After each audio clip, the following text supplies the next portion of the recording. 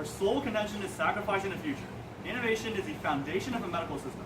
Dr. Paranicas found in 2014 that by eradicating diseases, preventing serious complications, and discovering new treatment, innovation not only systematically saves lives, but also improves the quality of people's lives.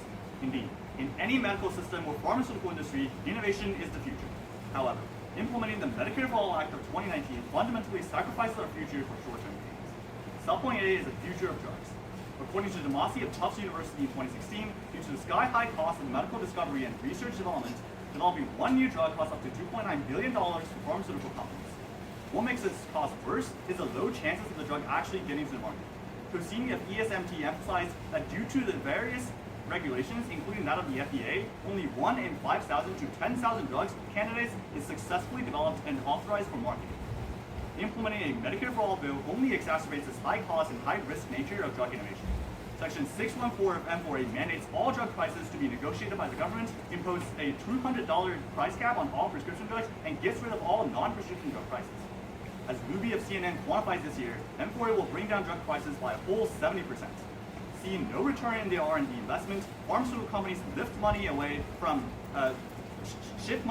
developing new drugs.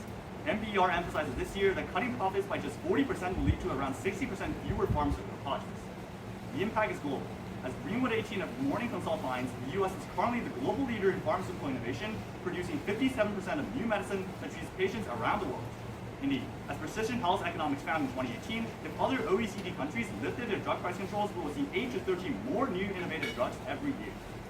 Using MBER data, Paranicas 18 emphasized that collectively, from finding a cure to HIV to developing better cancer treatment drugs, U.S. drug innovation has fueled 73% of increased life expectancy in 30 developing and developed countries from 2000 to 2009.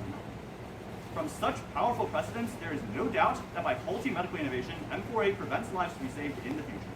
A case in point of a key innovation that is currently undergoing key development phases is antibiotic resistance treatment. As 95% of COVID patients are treated with antibiotics to avoid second infections, the risk of antibiotic resistance increases tremendously. If AMR solutions is not found, AMR deaths could go from 700,000 right now to 10 million by 2050. Indeed, price controls sacrifice the health of future generations in exchange for short-term gains. Subpoint B is the future of medical technology. Not only is the future of drugs harmed by M4A, but the future of medical technology as well. Right now, the biggest problem with medical access is so-called medical deserts, a term coined for rural areas with no medical providers nearby. Indeed, Larson of Medical Economics found this year that individuals in rural areas have a 23% higher mortality rate than urban residents, and only 11% of the physician's workforce practice in a rural community.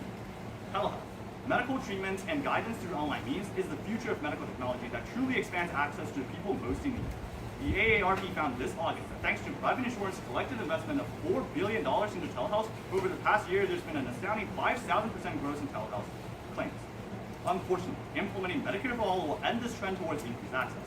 Section 107 of the M4A bill mandates that no private insurer can provide the same services as M4A. As Medicare is currently providing telehealth services, private insurance would not be allowed to keep their telehealth services. However, a government-controlled telehealth will inevitably fail. Becker's Hospital Review finds in 2016 that the government's Medicare reimbursement will pose a significant challenge to fund for telehealth nationwide. The impact is harming rural populations.